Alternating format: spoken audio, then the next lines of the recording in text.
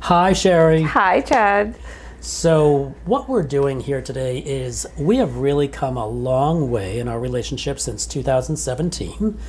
And as our business gets bigger and serving so many more people and leaders of different organizations, our synergy is something that is the value of how we serve agents and how we care and how we work together and how that complements the way we support everybody. So as we get bigger, we just want to let you know who we are and how the organization of Reach Estate Business Service Partnership and Reach Estate Team and the whole dynamics of the business, where it came from and why it's a heart story. And, it's so much gratitude going towards you. You are Both. always in touch with the agents. But I think it's just I think people need to know our personal side, so it's not always about compliance and documents and accuracy. Which is very important. And that's where it all became. But there was a divine order path that kind of took place, and because we're open-minded and relationship geared, we are finding ourselves to be of service in many ways that we might not have thought was our original calling. And for those of you that do not know, that's called the Chativerse, which I am very blessed to be a part of. The Chativerse is every time that Chad just puts it out there or there's a need, literally they walked in the door. And I walked in the door to Chad, I would say it was, you said October 2017? 2017, my family had just opened the store. Yep, and I had been part of a brokerage in Loxahatchee in the same plaza starting in 2005. And I'll never forget, I came out of the gym. I was sitting in the car talking to my husband, no surprise there. And I said, oh my God, and as you can see, it says realty. I said, I think there's a real estate company here in Loxahatchee again. And he goes, run in there. And I said, I look terrible. I just got out of the gym. And Lance said, go. So I walked in and there was a woman there and I said, are you the owner? And she said, no, that's Chad. So I said, oh, thank God. So I set up an appointment with you and we sat down and what was funny is his office looked like someone's living room. And that was new. For those of you that know me, corporate's not my favorite. I don't like cubicles, desks, any kind of law and order. So, with that type of business structure. So there was a kitchen table and a coffee maker and 2 couches, and you told me to come in and sit down. And the path that we have taken has just been I think it was a fruition of what God knew I was going to need in my life to be the family person that I am. So, me? Because Renee and I attribute my wisdom of high-level real estate to Renee's entire history since the 90s of commercial and luxury and historic and multifamily and single-family portfolio management. And, and when I met Renee, that was already all his world.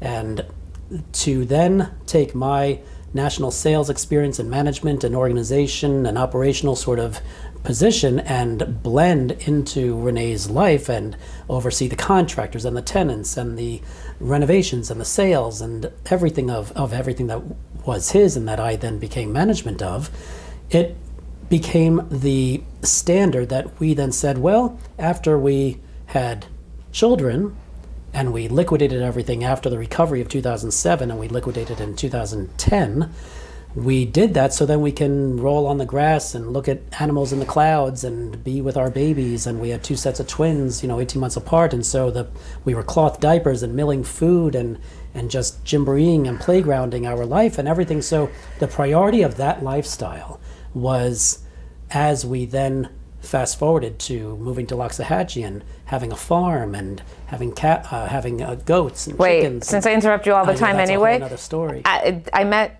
Renee. He was processing chickens, And for those of you that don't know what that is, just look it up because I'm not going to tell you. But And he our was children were plucking. he was standing there, remember, in his Farmer Brown hat with shorts and the boots that came up to here and a machete. That's all I'm going to say. Okay, He well, we goes, had a cone.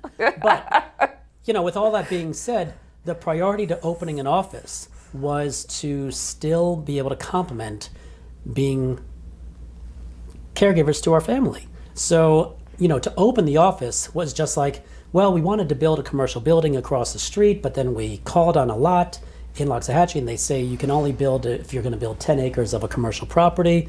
And so we just said, well, that's not going to happen. So then I saw a vacancy in the store while I was taking our children to ice cream at Loxahatchee Ice Cream, and said, Renee, we just have to open this store. And when we called the landlord, he said, what are you going to open? And I said, I don't know. We can open a yoga shala. We'll open a coffee shop. I'm also in real estate. He goes, we need a real estate store. I said, okay, we'll open a real estate store. It was very organic. And so, to open the store, we actually took living room furniture that we had and we just made it a cozy place, and we made the back office our children's office and a whole playroom and everything like that. So that actually turned into a place where when our customers would later come in, their children would go in the children's room and you would talk to the customers in the main part of the office. So, again, going back to the divine order of you calling us, I just feel like, because I feel like I'm best friends with God sort of thing. So I always feel like, well, it's always you and us, and whatever you already blessed us with, it was not a short-term blessing. It was a lifelong commitment to have a family. So now you're going to bless us with a business? Well, how's that going to complement having babies and having the love that I enjoy being a homemaker? So you called and you said, I can be the broker of record. And well, hold on, let's back up. And Okay. that's the beauty of everything, and that's how it fell into place. I had just come off opening up a business in Loxahatchee, so I had already gone through DBPR and the certificate of occupancy and all those things, the legal things, and that's my favorite thing.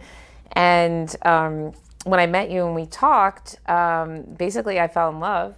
And I said, that's so nice. And it's so funny. He kept saying my spouse, Renee. I'm like, Renee, okay. I said to my husband, Renee. So when I met you and found that you had a satellite office of another company, I had my broker's license. Never wanted to be a broker with that kind of responsibility on my own. I don't like doing things on my own, and I have no problem sharing, which obviously you still see continues on. And I was thinking about Chad, and I was talking about you to Lance. Chad and I have the same morals and values. We both believe dinner should be on the table for our husbands when they come home from work. We both value family. But for those of you that know us, we approach things differently, which is a miracle, because I'm going to digress. I still call you to this day thinking, I know the contracts, I know the law, I know how to handle people, and I call you, and everyone needs a Chad, just so you know that. And I say, here's the situation, and you come out of like left field of something that I would never even think of and say, well, why don't you handle it like this? I'm like, oh my God. So when I came to your office the second time, I thought about it, I discussed it with Lance, and I said, you know what? If I don't touch your vision, I'll never forget this. I can't remember anything, but I remember this. If I don't touch your vision, because I don't have vision myself, I'm very micro, and you helped with all the macro. And I love to live in the clouds. Right. And so I tether Chad to the earth, and you push me. Like, my first answer to you for every great idea you have is no, which I don't know how you haven't thrown me off the boat at this point. But I always say no to Chad. And then, I was told that's how I process things. And I said, if I don't touch your vision because I don't have any, would it be okay if I were your broker? Because then I have you, I'm not doing it by myself. I have you to bounce ideas off of. I just knew who you were, and I knew that you would always have my back. And and we always have each other's back. Yes. And I said, you know what, this guy, and I always say I hitched my wagon to Chad. I knew this guy was going to take me and my family in the direction I've always wanted to go in. And you just come up with what I always think is a cockamamie idea. And I always say, Chad's right. He's always right. So thank you for that. Thank you. That was I know. entire, huge, wonderful, and I feel the same. And, ditto. I think that what we're talking about is a heart story of how we then I was volunteering in a popcorn environment at the elementary school, and the popcorn moms who were at that same age of children that I was getting to were then being like, I think I can get up for air now. I think I can now do something with Right. myself. And I said, well, why don't you just get your license? And I just opened a store. Do you want to, et cetera. And so when that took place, those people became like family to us. Yeah, that's And right. then, and just the feel of going to the store. Now, with that being said, there were tremendous investments taking place at that time. The store was Thank you. It was costing so much. Thank you. I felt Renee sweating. I felt my children's future at risk. But when your vision is something that is that big in terms of opening a store and just knowing that God will provide, or just knowing that I know, and you have to have patience, that Rome wasn't built in a day, we always say. And even though Rome was built and it became what it became, it still turned into rubbish afterwards anyway. So it's like, what are we really building? Am I willing to let my life be taken over by something? And this beautiful gift of having a family would be sacrificed if I became this next level of this high producing everything person and hoard everything for myself and say no to you. Like literally, we just opened an office. Someone that I never met came in the door and said, I'll become your broker of record. And I'm like, that's a God message. With That's my not name on the anything. door. My Right. name on the door. Like ego had to go right over here and say, I remember you that. just did a divine order thing to me. I have to cooperate with that. So, as we then pay this forward, because when you're of privilege, you need to give, and you need to give of yourself, your wisdom, your talent, and you need to also not think so highly of yourself where there's not wiser people of you that you can still circle yourself around. So it all became a process of an organic growth. Then when a year later, after 17 opening, by December 18, we were $100,000 in debt to this business, building websites for $10,000, building automatic dialers and everything, that we were getting everything with the agents to do one thing or another, and doing the highest level of everything that we could do, full page ads in the local town crier. Just everything remember was that. so expensive, and we, the checks just kept getting written. But it's December now. I called old friend from my previous place in business of real estate from 15 years earlier at that time, and said, can we do a mastermind in the office? And she said, why don't we have lunch first? Things have evolved since then. And that's where I learned of EXP. And Trish Caballero was my sponsor. She was the first agent in EXP in Miami to start all of that under the Gene Frederick organization, who is a board member of EXP as well. Such a gentle soul. And so when I heard over lunch at Jabrowski's that Trish was with EXP and the model was what it was, I just was like, oh my gosh, I'm getting saved again. Because all of EXP giving a website to every agent, giving us CRM with KV Core, Training. training, having classes on 40, 50 hours a week on every topic you could imagine in the world. I was like, okay, so every Monday I'm coming up with what can I take out of the books that I've read of real estate to make a class for that we would then conduct. And I got, how Monday come you're not morning giving me team meetings. leads? And then the lead world was going on, and the websites were so expensive. EXP saved money on all levels, and it saved our brokerage. So then all the savings started to take place, and we went into EXP, and I went in at 2018 in December as a guinea pig. By January, you then trusted me. My year, no. January 1st, aren't you January 1st? And I came in December too, with you. And I This was is in November, you were then December. So, Okay. so I always like to say that I never got to pick my own brokerage, like every once in a while. But my whole history in real estate has been that. And like I said, I hitched my wagon to Chad. He comes in the office one day and says, "We're going to be EXP." I said, "Okay." Well, that then made you not have to be the broker of record, because the thing is being a broker of an independent brokerage. It would have been all my fault. It's also not even just your fault. It's your work. It's the work on your back. And because, like you say, we're prioritizing our children. Sophia was in gymnastics, and everything was taking place. We're the carpoolers. We're those people in our families. That would have been like, I think God was also looking out for you and saying, do you realize the role of a broker if this is going to become a bigger business? But because EXP brought us beyond just the local community of Loxahatchee, it then built relationships in Boca. And then we met Paul Saperstein, and just the synergy of our relationships with other larger leaders than ourselves, and then having them have trust in us to then feed us agents to support in certain processes, our guidance on documentation and what your role would have been as an exclusive broker of record, now we were able to surrender broker liability to the state broker managing state floor. You were able to then focus just on the training and on the phone line of the inbound needs of the agents. And so as that relationship continued to expand and we met more leadership in EXP, we started finding that we have a different purpose than a transactional inbound walk through our door clientele. We had a educational institution, because the piece of the pie that we address for leadership and for our own internal agents that come to us and trust us for guidance is the paperwork. Because you stay in your lane as a real estate agent, and even as any affiliate within the real estate organizations, coaches teach sales.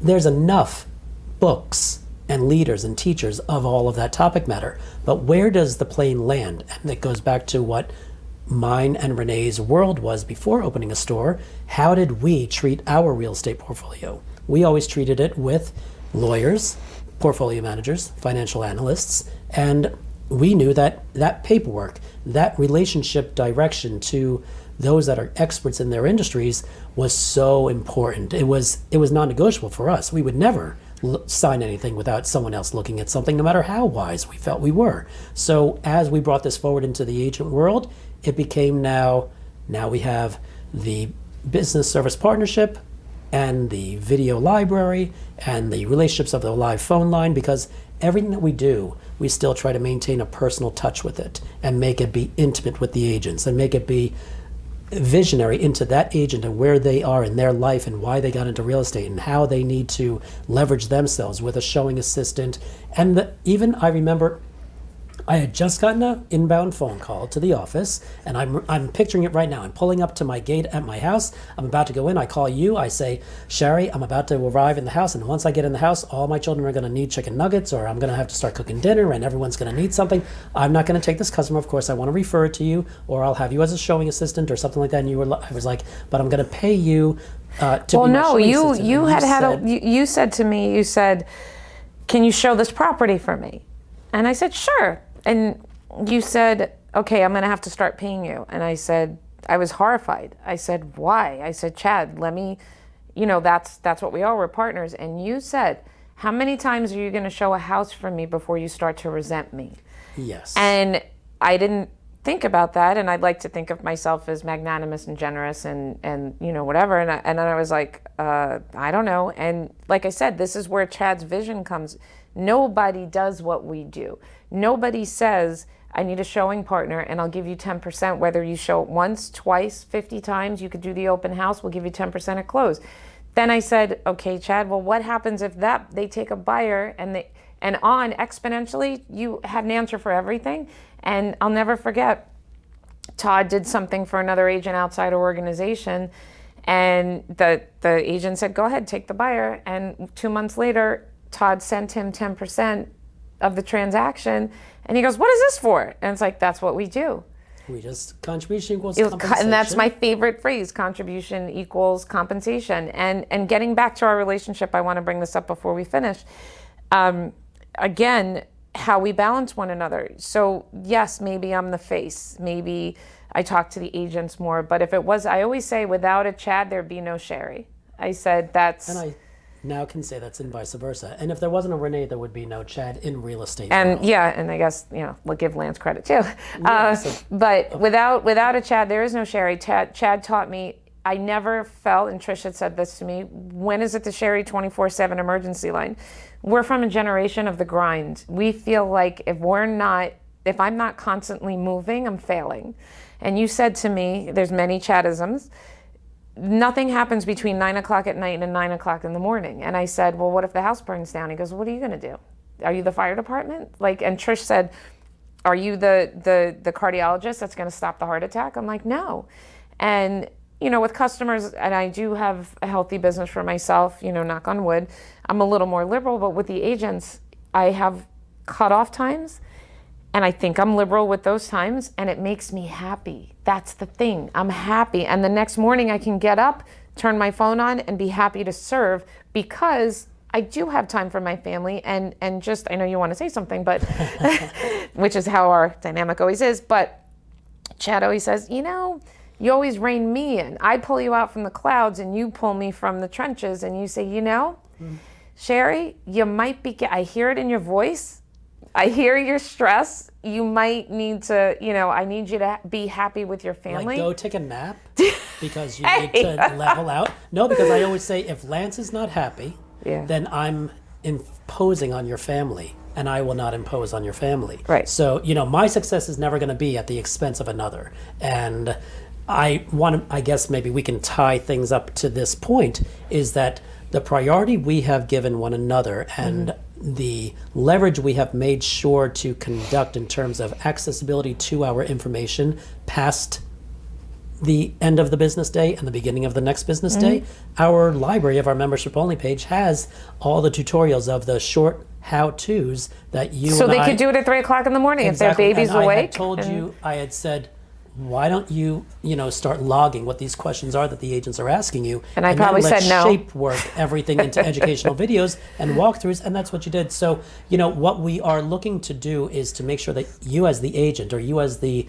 team leader or organization leader, is to know that if you leverage, then you will make sure to always be home for your family. If you have a sharing mentality, you will not have to miss your child's friend's birthday party because you have to do an open house. Because if you have that showing assistant who also runs your open houses, you can be with your family where you want to be on the weekends. You're still going to make 90% of your transaction. Who cares? You know, it's $10,000, $20,000 you're making. Go. Give away $1,000 and have your family life.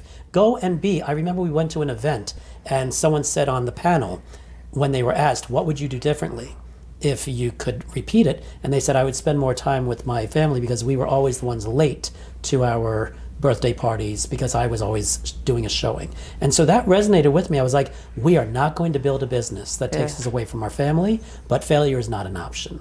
So because of leverage, because of surrendering to what walks in the door, to who calls you, to what alliances you make that empower. It's better for our the agent. customers. And we too. are the cheapest counsel on the block. Say it, Chad. I'll say, I mean, we are 10% for 3 transactions and 5% afterwards. There is not a team out there or a brokerage out there that takes so little to give the value that we give. That's right. So I know the priority is that we help that agent who doesn't have money, or even if they have money, they shouldn't invest it in themselves until they're investing from a revenue standpoint. We get you producing, or we at least support you and give you community while you ramp yourself up until you can reinvest in yourself to those larger, more expensive programs that the coaches do offer, because they're incredibly invaluable and everyone should have a coach. But when you can't afford that coach, what level of something affordable can you do? Is it a book? Is it a PDF? Is it a strategy call? Is it a group Zoom coaching program? Whatever that is, we're going to help direct you to the alliances that we have been so fortunate to have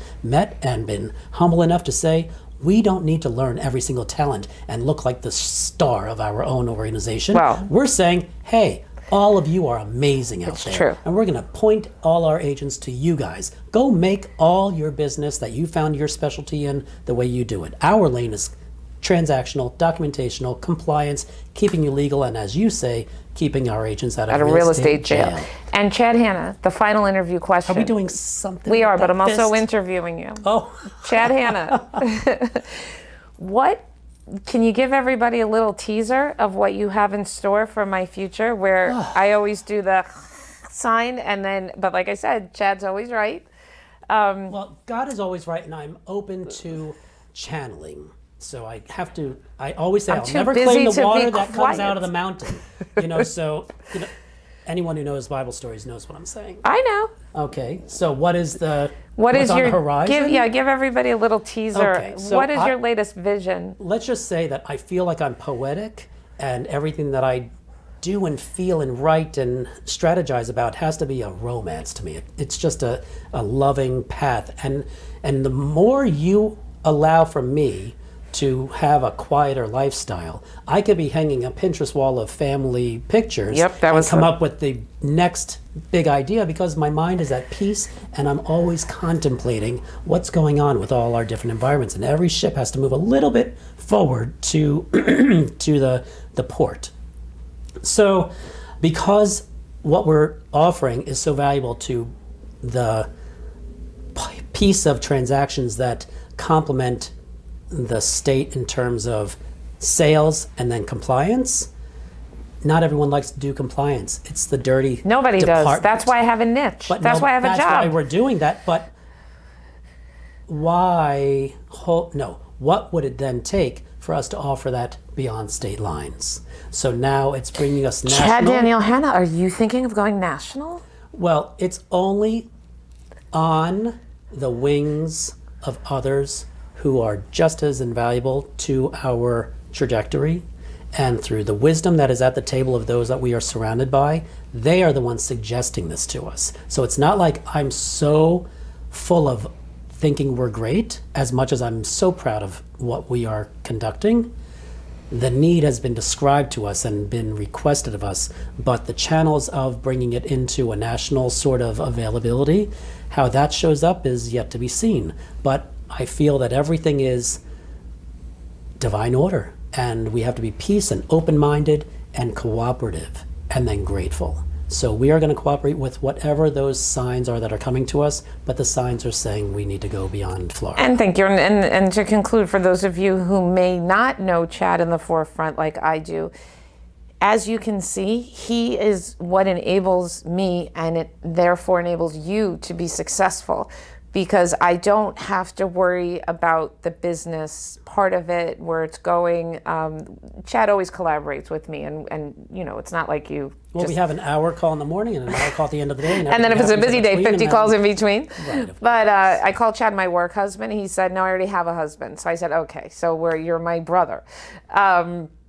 But thank God we're very close, and I value that. And we always answer each other's calls. But so Chad is the silent, driving, strong force, and he's the one that pushes his way into a room. He does read a room. Chad does know where to go, but again, I'm always like, you can't do that. Please don't talk to them. I mean, gosh, I must tell you no all the time. And he does it, and it's successful. And I'm like, thank God there's Chad, because as outgoing and as aggressive as I am not outgoing and aggressive with moving the business forward as you are. So, you know, like I said, for those of you who may not know Chad personally, you do now, and you could see why I am happy and successful and have so much to give everyone, because Chad has my back. So like I always say, and I've said it in this conversation, everyone should have a Chad. That way I can focus on what I like, he focuses on what he likes, and that's what Chad's taught me also, and given me the gift at this age that I'm at now, finally, is I'm doing what I love to do. And if I don't like other things, thankfully he does enjoy it, or there's other people that I know that know it more than me or like doing it, and that's where leveraging and scaling comes in. So I appreciate that. Just always know, God did not bring you to the table to be told no. Whatever your goals are, if you're patient enough with the process and you're humble enough to listen to those around you, there's a solution in every environment you walk into. So wherever you go on purpose. Whatever you're going to attend, achieve something through having attended. Chad made more headway in the 2 hours of the happy hour at Summit than I probably did in the 3 days I was there away from my family. It's funny, you know, Chad's like, well, I can't be away from my family for that long. And, you know, I can. And well, your children are 3 years ahead of mine. Yeah, no. I understand that. And having an Airbnb all to myself is kind of nice. So when Chad does something like he's saying, he does it with purpose, intention. And it's funny, you know, when I said I learned a lot at Summit, you said the happy hour was your funnest part. Just saying, hi, everyone, this is who we are, and who are you? Like, that was the best part for me. But you were very, very intentional and allowed me, and you said the word flit. You said, I flitted around to talking to everyone, but to me, that's my joy. And exactly. I didn't have to necessarily make all the contacts that you made, and there you are, literally, and I don't mean this in a derogatory way, you were behind me. You were there, and I brought everybody to you, and we finished, and all of a sudden, the business is propelled forward again, and all I did was, hug and kiss everyone. Be yourself, honor myself, and compliment each other. So just value who is around you. Be humble and grateful enough to utilize it. Be still enough within yourself to hear your inner voice, because in the silence, that's where God's answers are. That's where the answer. That's why you're quiet for me, because I am not quiet. So thank you for Shari, that. thank you so much. So everyone, just now you know why the synergy of the business initiative is working the way that it is, and just we are also grateful to all of you for entrusting us. Oh, Those for of sure. you who are now just getting to meet us, we hope maybe you just take that little moment and say, let's have a little lunch, or let's have a cup of coffee and talk about how we might be able to complement your organizations also. But in complimenting you, you compliment us. So it's always Amen. non-parasitic. We are not here to, just leech ourselves onto anyone. We're here to serve, but we also are here to be recognized and revered and valued for what we All right, come here, Chad. Bring it in. I was going to say, you know, And that's a wrap. no.